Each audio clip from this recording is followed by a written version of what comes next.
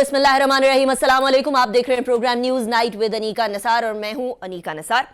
नाज़रीन, इंटरेस्टिंगली आप जो देख रहे हैं वो उन लोगों में से हैं इस टाइम पर मुल्क के अंदर जो बड़े लकी हैं, जिनके घर में बिजली आ रही है, नहीं तो most of the country is still in blackout. इस टाइम पर पाकिस्तान के अंदर तीसरा बड़ा ब्लैकआउट हो चुका है। जरा पाकिस्तान के अंदर power outages, complete blackout, partial blackouts की जरा हिस्ट्री तो देखते हैं। और ये मैं छोटे मोटी लोड शेडिंग की बात नहीं कर रही, मैं बड़ी बड़ी लोड शेडिंग्स की बात कर रही हूं। 24 फरवरी 2013 को कंप्लीट मुल्क के अंदर पावर ब्रेकआउट हो गया और आउटेज हो गई। पाकिस्तान पूरा का पूरा अंधेरे के अंदर चला गया। और ये फिर एक दफा हुआ 26 जनवरी 2015 को, जिस टाइम पर 140 मिलियन लोग, पाकिस्तान की तकरीबन आधी से ज्यादा आबादी अंधेरों के अंदर डूब गई। दोबारा हुआ ये मामला 9 जनवरी 2021 को। इस टाइम पर पाकिस्तान तहरीक इंसाफ की हुकूमत थी, इससे पहले PMLN की थी, उससे पहले पीपल्स पार्टी की थी। माशाल्लाह सारी जमातों ने ये वाला काम करके दिखाया। 200 मिलियन लोग जो हैं वो अंधेरों, गुप्त अंधेरों के अंदर, यानी 20 करोड़ की आबादी गुप्त अंधेरे के अंदर जो है वो बुरे तरीके से मुतासिर हुई आज। और मुझे अफसोस हो रहा है ये बात करते हुए, एक ऐसा मुल्क जो कि न्यूक्लियर मुल्क है, और आज ये सूरत हाल है कि तकरीबन 22 करोड़ की आबादी इस टाइम पर भी उसके अंदर से बहुत बड़ी तादाद गुप्त अंधेरे के अंदर बैठी हुई है, इंतजार कर रही है कि बिजली आएगी या नहीं आएगी। हम लोगों को दिलासे दिए जा रहे हैं। इंटरेस्टिंगली पाकिस्तान की तमाम के तमाम ये ब्लैकआउट होने के बाद कितने कोई लोग हैं जो कि जनरेटर ऑन कर सकते हैं। इंडस्ट्री को बड़ा नुकसान हुआ है, और इस कदर नुकसान हुआ है कि एक तरफ आज स्टेट बैंक ने शरह सूद 16 से बढ़ाकर 17 कर दी है, यानी एक तरफ से बिजनेसमैन को धचका, तो दूसरी तरफ से पूरा दिन बिजली बंद रहने की वजह से तकरीबन 20 मिलियन पाकिस्तानी रुपए और 87,000 US डॉलर्स का नुकसान हुआ एक दिन की। ये मैं सिर्फ एक दिन की बात कर रही हूँ, इससे ज्यादा की नहीं। पिम्स हॉस्पिटल ने भी आज ये कहा कि जी हम लोगों ने सारे के सारे ऑपरेशंस मुलतवी कर दिए हैं, और पाकिस्तान के बहुत सारे अस्पताल हैं जिन्होंने अपने ऑपरेशंस मुलतवी कर दिए। इमरजेंसी ऑपरेशंस के लिए मसला पड़ा रहा, इमरजेंसी सूरत हाल से निबरदाजमा होने के लिए मसला पड़ा रहा। सड़कें वीरान लग रही थी। आज जब मैं दफ्तर आ रही थी तो ऐसा लग रहा था कि जैसे पता नहीं हम लोग किसी वॉर जोन के अंदर हैं, जहां सारी लाइटें बंद कर दी गई हैं ताकि कोई दुश्मन ये ना देख सके कि कौन सा इंफ्रास्ट्रक्चर किधर है। और अफसोस की बात यह है कि पूरी दुनिया के अंदर जो बड़े बड़े आउटेजेस हुए हैं, हम वैसे तो पहले दूसरे तीसरे नंबर पे कम ही आया करते हैं, लेकिन इस बार तीनों के तीनों पहले नंबर पाकिस्तान के ही हैं। ये एक ट्वीट है इकोनॉमी ऑफ पाकिस्तान की तरफ से। वो कहते हैं जी कि world latest blackouts of power affecting more than half the population के अंदर पहले तीनों नाम पाकिस्तान के हैं, उसके बाद चौथे नंबर पे जाके श्रीलंका आता है, and so on and so fourth. अब इंटरेस्टिंग बात ये भी है कि जो पैटर्न हम लोगों को नजर आ रहा है कि मुल्क की मईशत का बुरा हाल है। आटे की बोरी के लिए, एक थैले के लिए अवाम को लंबी कतारों में लगना पड़ता है, फिर भी आटा नहीं मिलता। कीमतें जो अशिया खुरनोश की हैं वो आसमानों से बातें कर रही हैं। उधर जो है वो पेट्रोलियम के लाले पड़े हुए हैं कि पेट्रोल भी मुल्क के अंदर रहे। साथ साथ हम लोग धड़ाधड़ प्रॉपर्टी बेचे चले जा रहे हैं, वो वाली जमीन जो कि एग्रीकल्चर जमीन है, और फिर हम कह रहे हैं कि हमारे साथ मसला है क्या, या मुल्क सही क्यों नहीं हो रहा। मसला ये है कि मुल्क सही कोई करना नहीं चाह रहा है। इस टाइम पर हम एनर्जी की बात करेंगे कि एक तो वो हमारा ट्रांसमिशन का निज़ाम जो कि फरसूदा हो चुका है, 60 की दहाई के अंदर लगा था, उसके बाद से बेयरली यानी अपग्रेडेशन हुई है। वो 60 की दहाई से लेकर आज 2023 में हम बैठे हैं, और अब तक हम लोग यही वाला इंफ्रास्ट्रक्चर इस्तेमाल कर रहे हैं। एनर्जी जो हम बना रहे हैं वो जो बाकी मुमालिक आज से कई दहाइयों पहले क्लीन एनर्जी की तरफ आ गए थे, अब हम जाने की कोशिश कर रहे हैं। तो सूरत हाल काफ़ी कशीदा है, इसके बारे में बात करेंगे। मेरे साथ जो एनर्जी दो एनर्जी एक्सपर्ट्स इस टाइम पर मौजूद हैं, मैं दोनों का तारुफ करवाऊंगी। डॉक्टर फयाज चौधरी साहब हमारे साथ मौजूद हैं, he is an energy expert, उनसे बात करेंगे। डॉक्टर गुलफराज अहमद साहब हमारे साथ मौजूद हैं, फॉर्मर फेडरल सेक्रेटरी हैं पेट्रोलियम के, और एनर्जी एक्सपर्ट हैं, एनर्जी सेक्टर से ताल्लुक रखते हैं। बहुत शुक्रिया आप दोनों का, आप दोनों ने ज्वाइन किया। और इसके बाद हम सियासत पर भी बात करेंगे और मईशत पर भी बात करेंगे। दोनों मौजूद भी बड़े अहमियत के हामिल हैं। उसके लिए हमारे साथ असद कैसर साहब होंगे, ऑब्वियसली साबिक नेशनल असेंबली के स्पीकर रह चुके हैं, उनसे बात करेंगे। और शब्बर जैदी साहब भी हमारे साथ आज के प्रोग्राम में मौजूद होंगे। लेकिन सबसे पहले बात करेंगे हमारी एनर्जी के क्राइसिस की, जिसने आज पाकिस्तान को लपेट में लिया हुआ था। डॉक्टर फयाज चौधरी साहब, स्टार्टिंग फ्रॉम यू, आज जो हुआ वो पाकिस्तान के लिए नया नहीं है, और अफसोस की बात यह है कि आज से 2 साल पहले ये हुआ था, उससे पहले ये तकरीबन 6 साल पहले हुआ था, उससे पहले जो है ये 2 साल पहले हुआ था, तो 2 साल, फिर 6 साल, फिर 2 साल, अब अगले 6 साल बाद ہوتا ہے یا اس سے پہلے ہو جاتا ہے, that is also a question. یہ مسئلہ اصل میں آپ کی نظر میں ہے کیا؟ کیونکہ حماد اظہر صاحب کہتے ہیں کہ ان کے ذرائع کے مطابق کسی کو کچھ پتہ ہی نہیں ہے کہ ہوا کیا. ہاں جی, thank you Aneeka for inviting me. جی, بات اس وقت میرے پاس بھی یہی ہے کہ ابھی بھی ریزنز کا ہمیں پتہ نہیں ہے کہ کیا ہوا, لیکن یہ سرٹنلی ہوتا ایسا ہی ہے کہ آپ کے سسٹم میں کہیں نہ کہیں خرابی آئی اور وہ خرابی وہ سیپریٹ نہ ہو سکی, یا وہ جو فالٹی نیٹ ورک ہے اس کو ہم فوری الگ نہ کر سکے اور وہ آہستہ کیسکیڈنگ میں بدل جاتا ہے. تو یہ فینومینا الیکٹریکل سسٹم کا یہ ایسے ہی ہوتا ہے. اگر آپ اس کو فالٹی نظام کو فوراً الگ نہ کر پائے, آپ کا پروٹیکشن سسٹم یا آپ کی جو آؤٹیج ہوئی ہے وہ آپ کے پلانڈ آؤٹیج سے ہٹ کے ہے, تو آپ نے اس کو فالٹ کو ریسٹرکٹ کرنا ہے. یہ تو بنیادی بات ہے کسی سسٹم کے لیے بھی. تو وہ کیسکیڈنگ ہوئی ہوگی. تو اصل بات ہم نے جو کرنے والی وہ یہ ہے, یہ کیسکیڈنگ ہماری ہوتی کیوں ہے, یہ ہم اس کو الگ, ہم فالٹی سسٹم کو الگ کیوں نہیں کر پاتے, یا جب ہماری آپریٹنگ پریکٹس میں ہم اگر کوئی تبدیلی لانی ہے وہ کیوں نہیں کر رہے. ٹھیک ہے, ہمیں ان موضوعات پہ بات کرنی ہے کہ اس کو بچانا کیسے ہے. بچانا یہ تو ہمیں پہلی باری میں سوچنا چاہیے تھا. جو 2013 کے اندر 2013 فروری کے اندر 24 فروری 2013 جب پاکستان پیپلز پارٹی کے زمانے کے اندر اس طرح سے آؤٹیج ہوا تھا, اور وہ بھی پورے ملک کے اندر آؤٹیج ہوا تھا, یہ والی بات تو ہم لوگوں کو اسی ٹائم سوچ لینی چاہیے تھی. اب تو ایک اور تھیوری سامنے آ رہی ہے جو کہ میں ڈاکٹر گل فراز صاحب کی طرف بھی لے کر جانا چاہوں گی. ڈاکٹر صاحب, ہے تو کنسپیریسی تھیوری, اور پاکستان میں کنسپیریسی تھیوریز جو ہیں وہ بہت زیادہ اچھے طریقے سے بک بھی جاتی ہیں, لیکن اس کے اندر کیا کوئی صداقت بھی ہو سکتی ہے کہ دس could be actually from somewhere out as well, کہیں کوئی ایسے چیز بھی ہو سکتی ہے جو ہماری جو کوتاہیاں ہیں اس کو کسی طریقے سے ایکسپلوئٹ کرنے کی کوشش کی جا رہی ہو, کیونکہ سسٹم تو سارا آن گریڈ ہے. دیکھیں, یہ آج کل کے ٹیکنالوجی کے زمانے میں یہ چیز تو ہو سکتی ہے کہ سائبر اٹیک ہو ہمارے پاور سیکٹر کے اوپر, اور وہ ہماری جیسے انڈسٹری کو, ہمارے تمام ہاسپٹل, تمام گورنمنٹ کی فنکشننگ کو وہ مفلوج کر دے. اس کی پاسبلٹی تو ہوتی ہے, لیکن یہ ابھی تک اسٹیبلش نہیں ہوا کیا یہ سائبر اٹیک ہوا ہے یا پھر یہ ہماری اپنی فالٹ ہے. اکثر جو ہماری فالٹ ہوتی ہے وہ ہیومن فالٹ سے شروع ہوتی ہے اور پھر سسٹم پورا اس میں جاتا ہے. تو اس کو تو ایک انکوائری کی ضرورت پڑے گی, اور ایسی انکوائری جو واقعی فالٹ کو ڈھونڈے اور آئندہ اس فالٹ کو ایسا انتظام کرے کہ دوبارہ وہ فالٹ پیدا نہ ہو.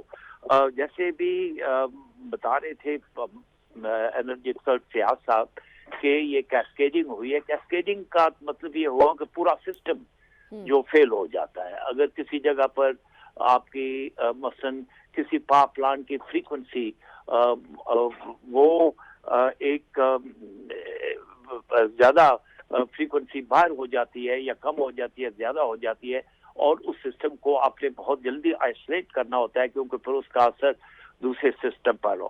اور دوسری بات یہ ہے کہ چونکہ ہمارا گریڈ جو ہے, جیسے آپ نے خود بھی مینشن کیا کہ گریڈ بہت پرانا گریڈ ہے, یہ 1960s میں جب گریڈ بنا تھا تو ایک بہت بڑا ایسٹ تھا, countrywide nationwide grid تھا. لیکن پھر یہ گریڈ ابھی پرانا ہو چکا ہے, اس کے اوپر ہمیں بہت زیادہ کام کرنا ہے, اس کو آٹومیٹ کرنا ہے تاکہ اس قسم کی اگر پرابلم گریڈ کے کسی علاقے میں ہوتی ہے پھر وہ خود ہی آئسولیٹ کر لیتا ہے اس کو. تو یہ چیز جو ہے اس گریڈ کے اوپر ہم ابھی انحصار نہیں کر سکتے. اس قسم کی کیسکیڈنگ ہوتی رہا کریں گی جب تک ہم اس گریڈ کو بالکل مکمل طور پر رینوویٹ نہ کر لیں, ماڈرنائز نہ کر لیں, آٹومیٹ نہ کر لیں, تاکہ وہ اس چیزوں کو ہونے نہ دیں. اور یہ بات تو ڈاکٹر صاحب آپ نے بالکل درست فرمائی, یہ ہوتی رہے گی اور 4 دفعہ تو ہم نے ہوتے ہوئے دیکھ لیا. ڈاکٹر فیاض صاحب, یہ چوتھی دفعہ ہے کہ صورتحال ہم دیکھ رہے ہیں. آپ نے بھی فرمایا, ڈاکٹر گل فراز صاحب نے بھی فرمایا کہ کوئی فالٹی سسٹم ہے جو ایک فالٹ اگر اس کو کرٹیل نہ کیا جائے, اس کو کنٹین نہ کیا جائے یا کوارنٹین نہ کیا جائے تو پھر معاملہ باقیوں تک پھیلتا ہے. یہ کام ہم لوگوں کو 4 بار پاور آؤٹیج بیئر کرنے کے بعد سمجھ آنا تھا, یا پھر ہم لوگوں کی will to correct the grid and upgrade the grid नहीं है, या फिर आपको लगता है कि ग्रिड के अंदर कोई मसला नहीं, ट्रांसमिशन लाइंस के अंदर कोई मसला नहीं, सिस्टम के अंदर कोई मसला नहीं है, एक्सपर्टीज हमारे पास नहीं है, कुछ ऐसा मसला? जी, ये सब चीजें जो आपने बताई हैं, ये सब चीजों की जरूरत है, एक्सपर्टीज की भी जरूरत है, इन्वेस्टमेंट की भी जैसे जरूरत है, और जो मॉडर्न टेक्नोलॉजीज, जो ऑटोमेशन की, जैसे डॉक्टर फराज साहब ने बात की, सब चीजों की जरूरत है। लेकिन इसके चाहिए आपको ट्रू और कॉम्पिटेंट लीडरशिप, जो उन कामों को एग्जीक्यूट कर सके, जो उन कमियों को आप कह लें परसीव कर सके और पहले भांप के अकॉर्डिंगली उसका प्लान बना सके। अगर आप सीरियसनेस अगर देखें, सक्सेस, मैं समझता हूँ गवर्नमेंट किसी एक की बात नहीं करता, ये 90 में भी कोलैप्स हुआ, उससे पहले भी हुए, लेकिन बाद में भी हुए। लेकिन मसला ये है कि हमने, और ये कभी कभी इवन अमेरिका में भी ये हो चुका, कहीं ना कहीं गलती हो जाती है, लेकिन हमारे यहाँ बहुत कंसिस्टेंट हो रही है, जिसमें मैंने एनटीडीसी जो कि हमारा प्राइम अदारा है, अगर आप पिछले चंद साल में देखें तो मुझे बताएं पिछले 7 साल या 8 साल या 10 साल में हमने क्या हर 8-7 महीने बाद एक स्टॉप गैप अरेंजमेंट के तहत एमडी नहीं बदला? सही बात। तो वो जो कंसिस्टेंट हमारी पॉलिसी होनी चाहिए, तो इसका मतलब we are not serious to fix the problem. हमें अपने अदारों को मजबूत करना है, उनकी कैपेसिटी के सही लीडरशिप लानी है, और तब जाके ये बात सीधी अच्छा डॉक्टर साहब, ये वाले काम तो अनफॉर्चुनेटली हम लोगों को होते हुए नजर नहीं आ रहे कि इदारों को सीधे करने वाले कोई हों। जो इदारे एक न्यूक्लियर स्टेट के इलेक्ट्रिसिटी को प्रोवाइड करते, एनटीडीसी की आपने खुद बात कर ली है, सारी भर्तियां हमारे यहाँ सियासत की बुनियाद के ऊपर होती हैं, सियासत कर लें, मुल्क बचे ना बचे, that is what we are looking towards. लेकिन वो कंस्पिरेसी थियरी, जिस कंस्पिरेसी थियरी की बात मैं डॉक्टर गुल फराज से कर रही थी, उसके बारे में आपका क्या पॉइंट ऑफ व्यू है? Because that is being widely discussed. जी, हमेशा सबसे पहला ध्यान उधर ही जाता है, कोई इजी एस्केप गोट है ना जी। लेकिन क्योंकि मैं उस बारे में अपनी राय नहीं दे सकता, क्योंकि मुझे उसका पता नहीं, और जिस बात का मैं बिल्कुल श्योर ना हूं, तो मैं अपनी, इसलिए मैं उस पर कमेंट करना नहीं चाहूंगा। ठीक है, लेकिन दफा भी जो मैं हुआ ये कि पहले ध्यान उधर जाया, लेकिन हुआ निकला एक हमारा ह्यूमन एरर। यहाँ भी कहीं ना कहीं हम इधर उधर भागेंगे, लेकिन इवेंचुअली होगा ये पता चले कि यहाँ गड़बड़ हो गई, तो हम पहले अपना डिफेंस सिस्टम ऑन कर लेते हैं, किसी और की तरफ उसकी तवज्जो कर लेते हैं कि यार किसी और की वजह से ये प्रॉब्लम मेरी वजह से नहीं हुआ। तो मैं ये समझता हूँ कि it is early to say anything. तो पहले तो अपनी तरफ हमें अपने जो सिस्टम में जो खराबियां हैं, जो हमारी गवर्नेंस के जो इश्यूज हैं, पहले तो उन पे तवज्जो की जाए। डॉक्टर साहब, यू आर एब्सोल्युटली राइट कि जब आप अपने सिस्टम को सीधा नहीं करेंगे तो फिर ऑब्वियसली इस तरह के मामलात के लिए आप अपने रास्ते भी खुले छोड़ते हैं, लेकिन ह्यूमन एरर तो कहीं ना कहीं नजर आएगी, अभी भी आएगी। लेकिन right now I have to go towards a break. ये पूरा दिन बिजली ना होना पाकिस्तान के लिए माशी तौर पर बड़ा भारी था, सियासी तौर पर क्या हुआ उसको भी डिस्कस करेंगे, लेकिन ब्रेक के बाद।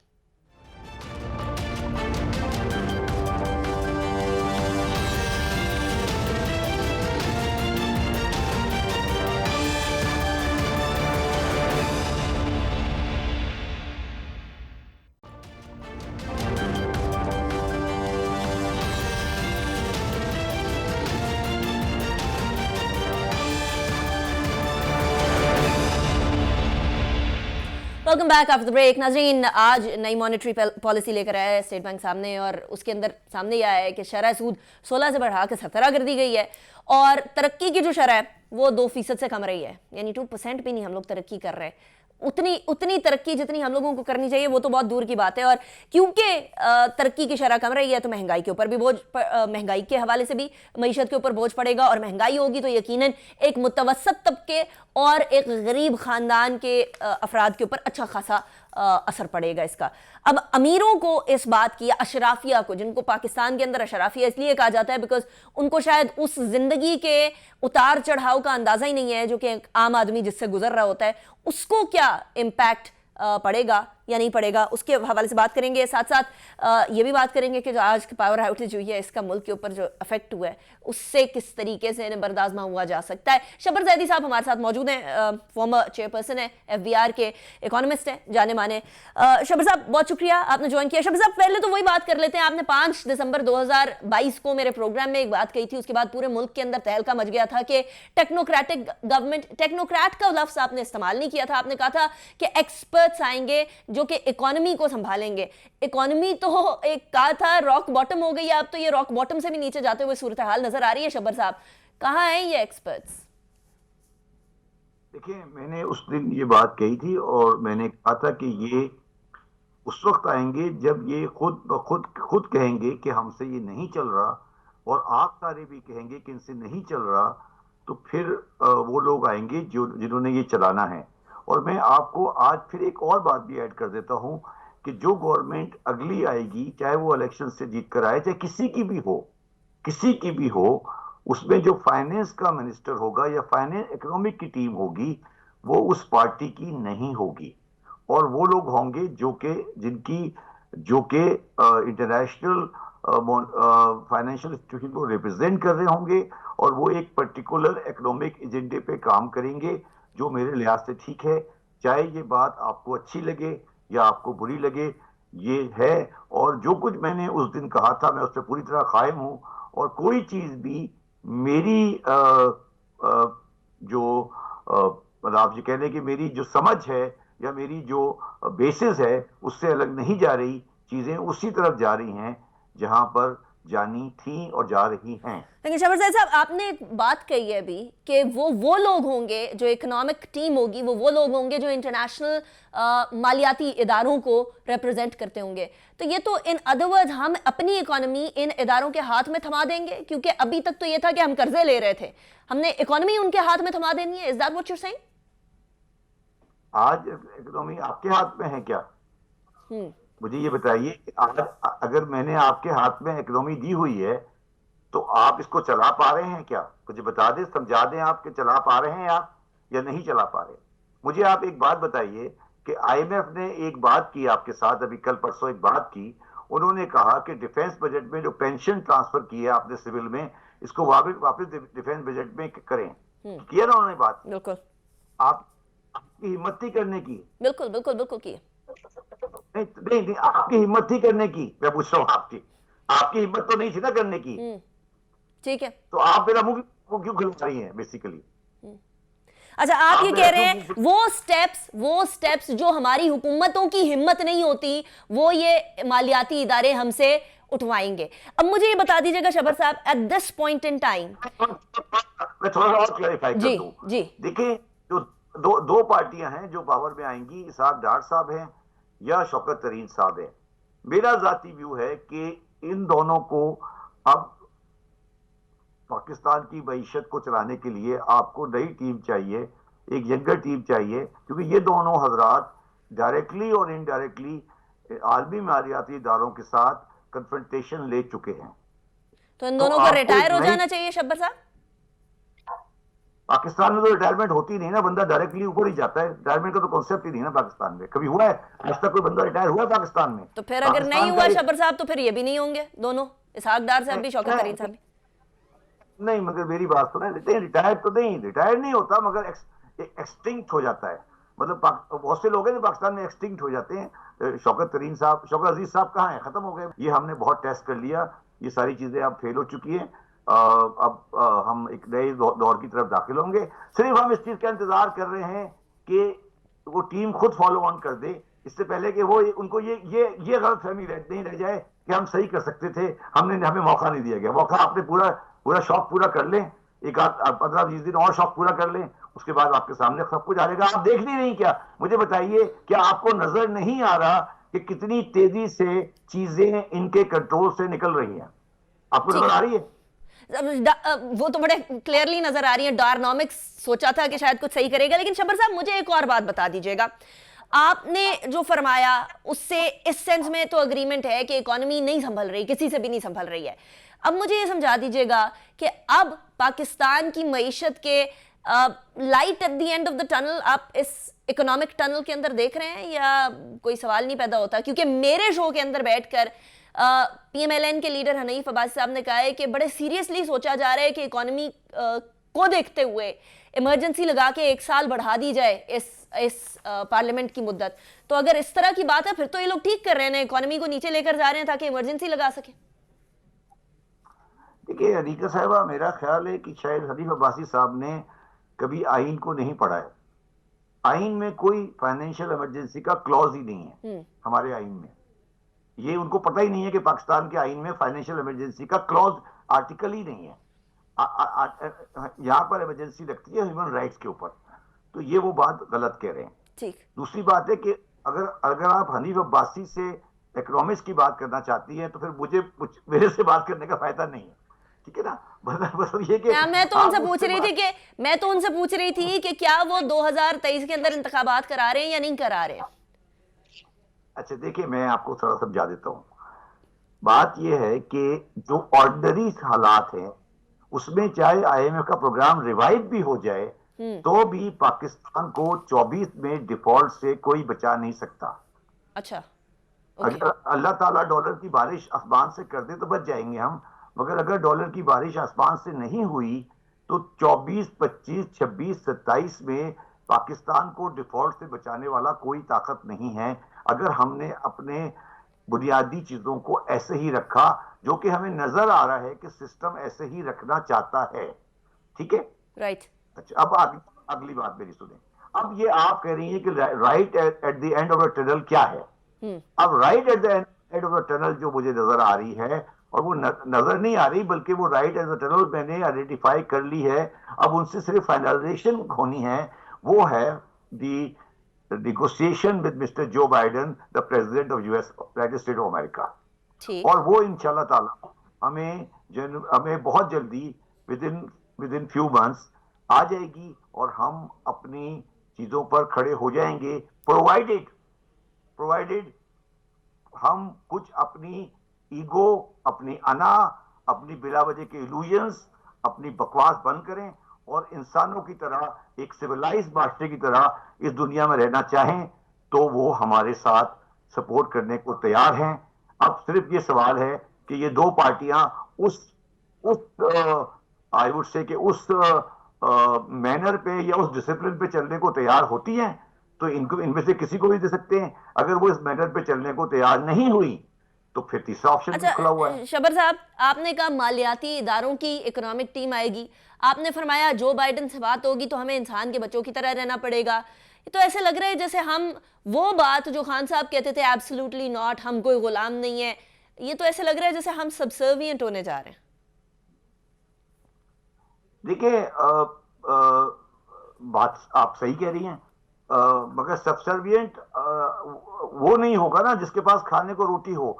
अगर खाने को रोटी अगर हो आपके पास हो तो आप सबसर्विएंट नहीं होंगे, बट अगर आपको नजर आ रहा है कि आपके पास खाने को रोटी नहीं है तो शायद आपको सबसर्विएंट होना पड़े। मगर अगर मैं उनसे जाके बात करूं कि मुझे आप इस तरह करें कि मुझे आप नौकर नहीं बनाएं, मुझे एक अच्छी रीजनेबल नौकरी दे दें, मुझे बिल्कुल आप पीएन की नौकरी दे दें, अच्छी नौकरी दे दें, और अगर वो एग्री कर लें तो मुझे क्या बुराई है। अब वो आप सवाल आपसे ये ना कि वो आपसे क्या मांग रहे हैं, इसमें आपसे क्या मांग रहे हैं, वो आप डिसाइड करते हैं। वो आप बताएं ना, आप लोगों की बड़ी ईगो बहुत बड़ी है ना। नहीं, हम सारी बातें तो नहीं कर सकते शबर साहब, लेकिन मुझे बता दें आपकी नजर में वो जो डेफिनेशन है कि आपने एक सर्टेन पैरामीटर्स तक रहना है, जो बाइडन वाली बात कर रहे हैं आप, वो पैरामीटर्स क्या है? वो पैरामीटर, सबसे पहला पैरामीटर ये है कि आप अपनी एग्रेसिव स्टांस जो है ऑन द इंटरनेशनल मैटर्स वो खत्म करें। आप रीजनल ट्रेड को आगे बढ़ाएं, जो कि इंडिया के साथ रीजनल ट्रेड है आपकी। आप अपना जो स्टांस है ऑन दी रिलीजियस अथॉरिटी जो आपके एलिमेंट्स हैं स्पेशली इन अफगानिस्तान, उनके साथ अपने रिलेशंस को सही करें। अपने जो आपके जो सिक्योरिटी के एलिमेंट्स हैं जो कि ओवरराइड कर लेते हैं आपकी इकोनॉमिक पॉलिसीज को, उसको बैलेंस करें। right. और अपने लोगों से टैक्स लें। جب آپ اپنے لوگوں سے ٹیکس نہیں لیتے تو امریکن کے جو ٹیکس پیسے وہ آپ کو کیوں دے؟ اب سعودی نے بھی یہی کہا ہے نا. یہ ساری کنڈیشن یہ ساری کنڈیشن میں نے تو ایکسپٹ کر لی ہے, تو اس کا مطلب میری باری آنے والی ہے پھر. ٹھیک ہے, ہماری باری آنے والی ہے. Shabbar sahab thank you very much for joining me in the show. ابھی بریک کی طرف جائیں گے. بریک کے بعد 44 ممبران پاکستان تحریک انصاف کے ہیں جنہوں نے استعفے واپس لے لیے. اس سے پہلے 35 اور 35 یعنی ٹوٹل 70 کے استعفے منظور ہو چکے ہیں. اب کیا ہونے جا رہا ہے بریک کے بعد ڈسکس کریں گے.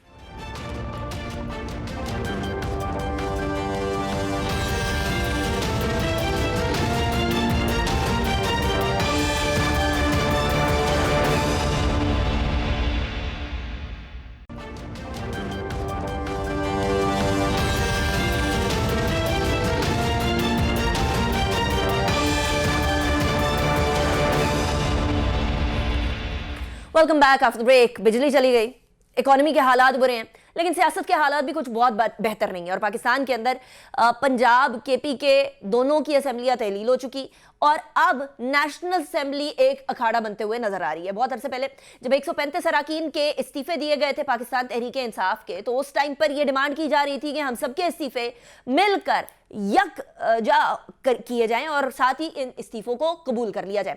لیکن ایسا نہیں کیا گیا. پہلے 11 استعفے قبول کیے گئے, پھر 35 کیے گئے, پھر 35 کیے گئے. اس کے باوجود کہ 29 دسمبر 2022 کو راجہ پرویز اشرف صاحب نے بڑے واضح طور پر یہ کہا تھا کہ غیر قانونی اور غیر آئینی ہوگا کہ اگر میں ہر انڈیویجول ممبر نیشنل اسمبلی سے پوچھے بغیر کہ کیا وہ استعفیٰ دینا چاہتا تھا یا نہیں دینا چاہتا تھا, اس کا استعفیٰ قبول کر لوں. اور اب صورتحال یہ کہ یہ تمام منظرنامہ جو ڈرا ہو رہا تھا, جو کہ اس ٹائم پر وفاقی حکومت کی طرف سے نیشنل اسمبلی کے اسپیکر کی طرف سے 35 اور 35 یعنی 70 استعفے قبول کرنے کے بعد ڈرا ہوا, اس کے بعد پاکستان تحریک انصاف نے ایک بڑا فیصلہ کیا. اور بڑے فیصلے کے اندر انہوں نے ڈیسائیڈ کیا ہے کہ 44 ممبر اراکین کا استعفیٰ جو دیا ہوا تھا وہ واپس لے لیں گے. پاکستان تحریک انصاف کے استعفوں کے معاملے کے اوپر ذرا نظر ڈالتے ہیں. 28 جولائی 2022 کو تحریک انصاف نے 11 استعفے دیے تھے, وہ منظور ہو گئے تھے. 17 جنوری کو تحریک انصاف نے جو 34 اراکین اور شیخ رشید کا استعفیٰ تھا, وہ ان کے تمام استعفے 35 استعفے منظور ہو گئے تھے. اس کے بعد چند ہی دن بعد 20 جنوری یعنی 3 دن کے بعد 20 جنوری کو دوبارہ پاکستان تحریک انصاف کے 35 اراکین کے استعفے دوبارہ قبول کر لیے گئے تھے. اور اب مجموعی طور پر 80 اراکین ایسے ہیں جن کے استعفے منظور کر لیے گئے ہیں. اب پاکستان تحریک انصاف نے ڈیسائیڈ کیا ہے کہ 44 اراکین قومی اسمبلی اپنے استعفے واپس لے لیں گے. اور پاکستان تحریک انصاف نے اس حوالے سے الیکشن کمیشن کو درخواست بھی بھیج دی ہے اور ای میل بھی کر دی ہے اسپیکر کو, نیشنل اسمبلی کے اسپیکر کو. ایسا لگتا ہے کہ اب ٹگ آف وار ہوگی اس معاملے کے اوپر کہ کیئر ٹیکر سیٹ اپ کیا ہوگا. اس سے پہلے عمران خان صاحب اناؤنس کر چکے ہیں کہ ہمارے لیے کیئر ٹیکر سیٹ اپ بہت امپورٹنٹ ہے اور راجہ ریاض جیسے لوگ کسی بھی طریقے سے کیئر ٹیکر سیٹ اپ کے حوالے سے ڈیسیژنز لینے کے اہل نہیں ہے. دوسری طرف پنجاب کے اندر کیئر ٹیکر سیٹ اپ میں محسن نقوی صاحب نے سی ایم کے طور پر حلف اٹھا لیا ہے. اور یہ حلف اٹھانے کے بعد پاکستان تحریک انصاف نے حلف اٹھانے سے پہلے بھی اور اب بعد میں بھی محسن نقوی صاحب کے کریڈینشلز کے اوپر سوال اٹھانا شروع کر دیا ہے اور اٹھا رہے ہیں. اور اسی معاملے کو اچھا خاصا جو ہے وہ آگے بڑھایا جا رہا ہے. نگراں وزیر اعلیٰ محسن نقوی صاحب کے خلاف ایک کیس تھا جس کیس کو بہت لائم لائٹ میں لے کر آیا جا رہا ہے, اور وہ ہے ہارس اسٹیل کیس کے اندر 35 لاکھ روپے جو نیب کو واپس کیے. وہ نیب کو واپس کیے, لیکن اس خط کے اندر محسن نقوی صاحب نے بڑے واضح طور پر یہ لکھ دیا تھا کہ مجھے یہ معلوم نہیں تھا کہ اس کے اندر کرپشن کا میٹر ہے, مجھے یہ اس بات کا ادراک نہیں تھا, یہ غلطی تھی, اس لیے یہ پیسے میں واپس کر رہا ہوں. لیکن محسن نقوی صاحب نے جو رقم شیخ محمد افضل نامی شخص سے 35 لاکھ روپے لینے کا اعتراف ضرور کیا. اب سوال یہ پیدا ہوتا ہے کہ کیا وہ خط, جس کو پلی بارگن بھی کہا جا سکتا ہے, وہ خط اعتراف جرم کے طور پر لیا جائے یا پھر لا علمی کے طور پر لیا جائے, یہ ایک سوالیہ نشان ضرور ہے. محسن نقوی نے 2010 کے اندر جو ڈیمانڈ ڈرافٹ کے ذریعے رقم نیب کو واپس دینے کے لیے خط لکھا تھا, at this point in time Pakistan की सियासत इस नहज पे है कि किसी को इकोनॉमी का ख्याल नहीं, किसी को मुल्क के अंदर 12 घंटे से तकरीबन 12 घंटे तक बिजली जाने का उस तरह ख्याल नहीं। ख्याल है तो इस बात का कि आने वाला केयर टेकर सेटअप कब होगा और इंतखाबात कब किए जाएंगे। ऐसी सूरत हाल में सवाल यह भी पैदा होता है कि क्या पाकिस्तान तहरीक इंसाफ ने जो इस्तीफे दिए थे और जिन इस्तीफों को वापस लेने का फैसला कर लिया गया है, क्या वो फैसला उस टाइम पर गलत था? क्या फोरसाइट की कमी थी कि इस्तीफे दे दिए गए? और फिर हुकूमत की तरफ यह सवाल पैदा होता है कि जिस पाकिस्तान तहरीक इंसाफ को आप ललकार के नेशनल असेंबली में बुलाया करते थे, अब उनके वापस आने पर इतनी हिचकिचाहट क्यों? ये सारे सवालात मैं आपके लिए छोड़े जा रही हूं। फिलहाल के लिए अनीका निसार को इजाजत दीजिए, इंशाल्लाह कल भी इसके ऊपर डिस्कशन करेंगे। सी यू टुमारो इंशाल्लाह। अल्लाह हाफिज़ नासिर।